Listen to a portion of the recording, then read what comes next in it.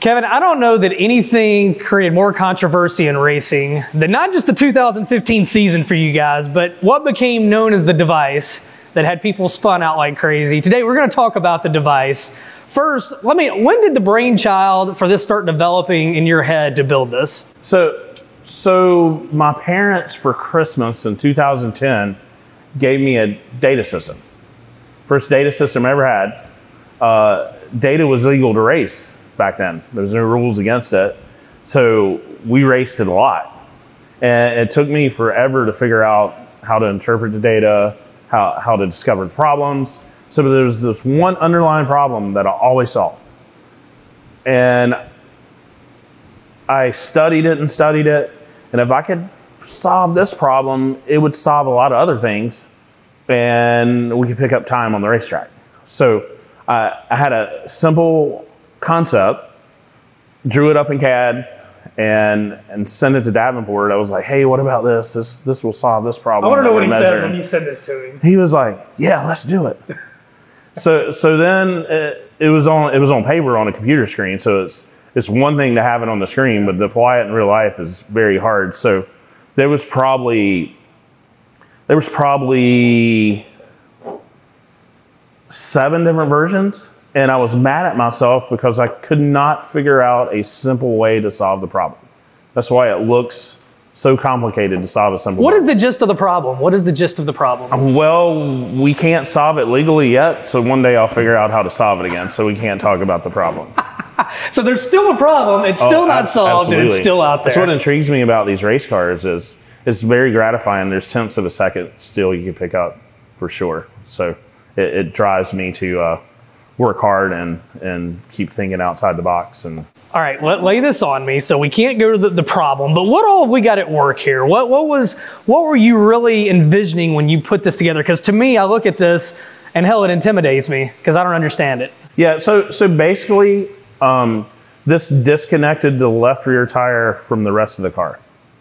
Okay. I saw some problems in the data, and this was a very complicated way to solve something that seems to be very fundamental. So we built it. So the first version was very, very complicated. There's some pictures on the internet, and it was on the birdcage, and it had its own inherent problems. But I remember building it. We had everything ready for the 2015 season where we're going to go run full time. We had Carolina Speedway rented. They didn't have lights at the time. We had it rented for like 4 days straight, and we never made it. And there was just the car ready, everything loaded up, but a pile of parts by the left rear. I remember Bob Labonte came by, and he always had words of wisdom. And he said, you ever heard of the guy that builds those mouse traps? It's like Goldberg. He was like, yeah. He was like, don't you think that's what you're doing? So anyway, we finally get it together. And by this time, we missed opening night practice at Brunswick for the Super Bowl racing. So you're really cutting it close then. Oh, very close. That was the story of our life in 15. So we loaded the car up, and when we got to Carolina Speedway to test, I mean, they had the track perfect, and it was dark. And they said, do you still want to test? We can maybe get our cars and line up. So we had a pin in the first one that we could pull. So Davenport went out, and I mean, it was like the sun was down, and he went out and ran 2 laps. And we came in and we pulled the pin, and he went back out, and I had the data on the car, and you could just hear the pitch of the engine change, like where it was pulling.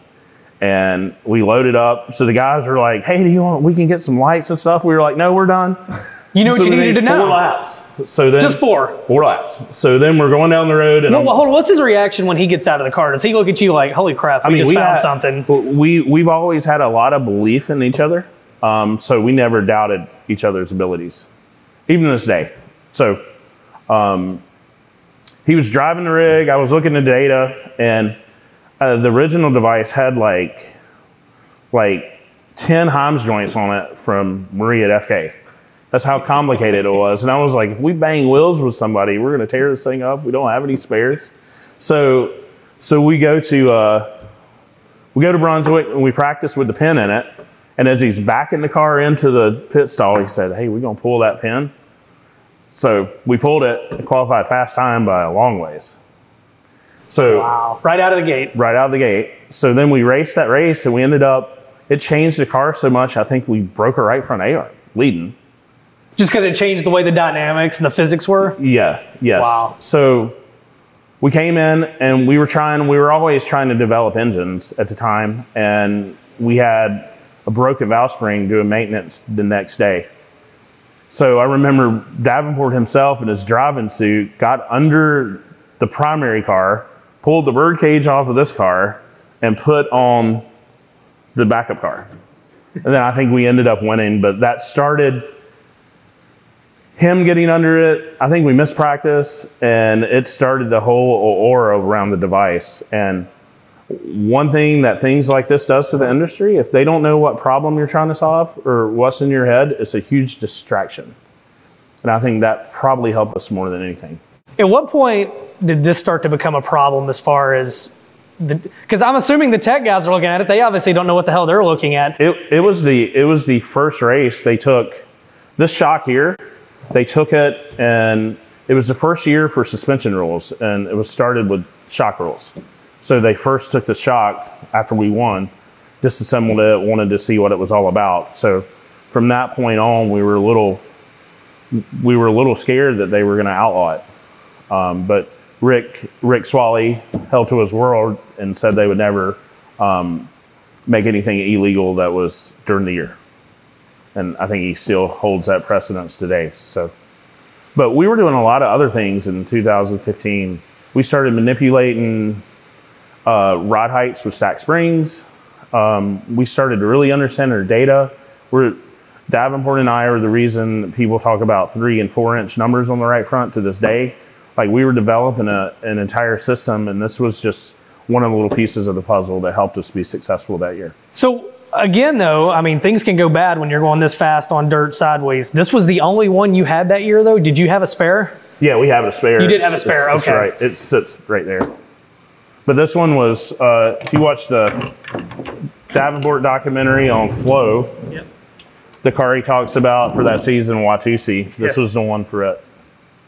And it won its last race at Charlotte Motor Speedway for the World Finals, and we took it off, put it on the shelf. Did you lose any friends over this thing because people got so mad? No, I wouldn't say that. People wanted to buy it, and we never would sell it. And I think maybe that frustrated some people. But I mean, anyone that's in dirt racing loves the challenge, and I think it challenged a lot of teams to try to figure out what it was, and it was a huge distraction to some. When you come in and create this and then it's gone, then it gets, basically the rules get changed, you can't have it. Do you get bitter about that?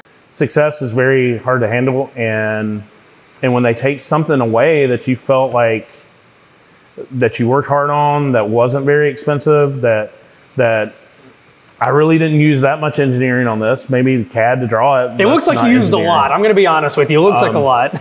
So yes. And I mean, to solve this problem the legal way is a little difficult. So after that, I probably got a little distracted trying to replace it when I should have been focused on other things.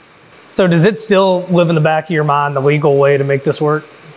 Yeah, for sure, every day.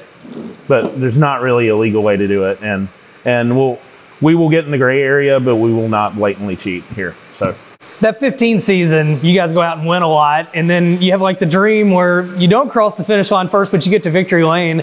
Did it feel like, in some ways, that it was just your season, like things just, luck was on your, not only were you guys good, luck was on your side? Yeah, luck was on our side a lot of the times, but we also had a lot of issues and a lot of bad luck. I mean, we fell out of a lot of races leading. Knoxville was one of them. If there was the money that was available today, we would have had a record season for sure. All right.